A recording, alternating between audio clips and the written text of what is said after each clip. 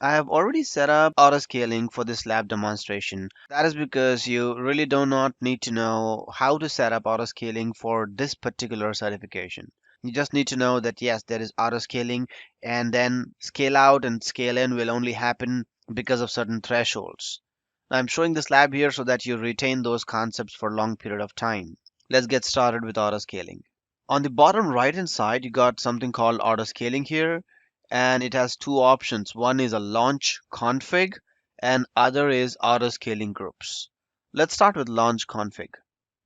With auto scaling, we know that new virtual machines are provisioned based on load.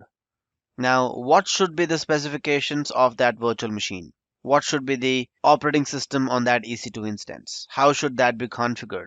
Should there be any hardening procedures on it? And a specific application that must be installed on that EC2 instance, right?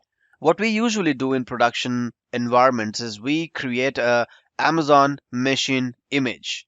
And we say that every time a new instance gets created, it will spin up using that AMI, okay? You point the AMI to the auto scaling inside the launch config. There are several other settings as well. For example, what should be the key pair of that EC2 instance? Should that EC2 instance have an elastic IP or a public IP or not? In which VPC should that go and reside, and in which subnet? That's about the launch config. Well, of course, you also determine the size or the instance type of that EC2 instance.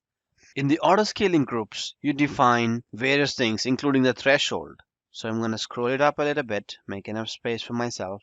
And under scaling policies, I can add a policy.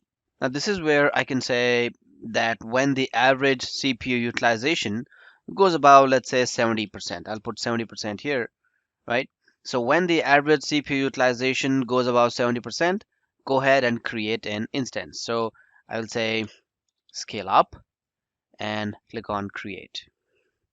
Now I've got this policy right here for this auto scaling, which is provisioning new instances when the CPU goes above 70%. Well, I can add multiple actions or edit this, and I want to show you various thresholds that can be added.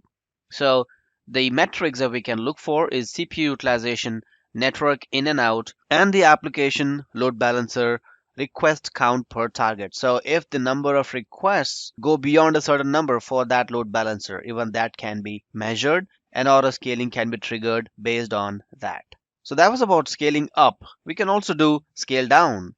So right here, you can say create a simple scaling policy and then say I want to scale down. Well, I want to scale down, and during scale down, I want to have an alert created, something like an email. So when the average CPU utilization is less than or equal to, let's say, 30%, right? At that point, I want to get alerted. And if it stays at 30% for consecutively 5 minutes, that's when I want scale down to happen, and that's when I want to get an alert as well.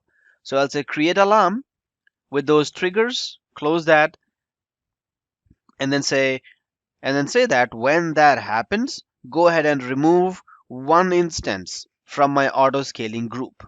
So this is how I'm scaling down. So the first thing that you're doing is creating an alarm.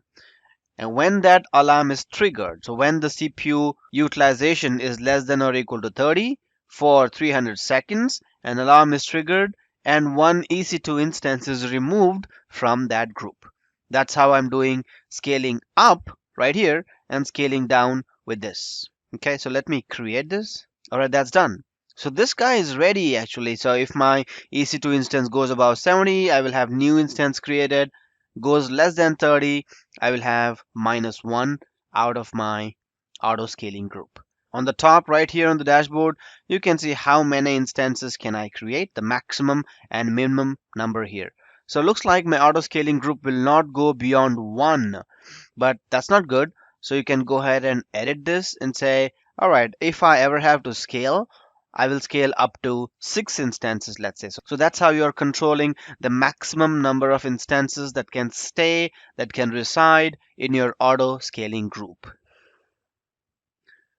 As one more important thing that I want to show you is the scheduled actions. So here you can schedule an action and say that go ahead and schedule auto scaling at a particular time. So you can specify the date, specifying the hours as well, and if that is a recovering activity or not. So so if you know that for your web application the traffic will be hitting at about 12 o'clock because your sale starts at that time, um, and in order to cater to the needs of your end users, make sure that the sale goes through properly without any user complaints, then you will go ahead and create a scheduled action. So regardless of the CPU utilization or the network utilization, the new EC2 instances will be triggered and they will be created and ready for the end users because you have set up scheduled actions. So what is autoscaling? Autoscaling is the ability to create new EC2 instances when there is certain load. That load can be modified and controlled under scaling policies. So you can go ahead and add policy and remove the policy as well. All right, that's all for now, folks. Let's go ahead and connect again in the next module.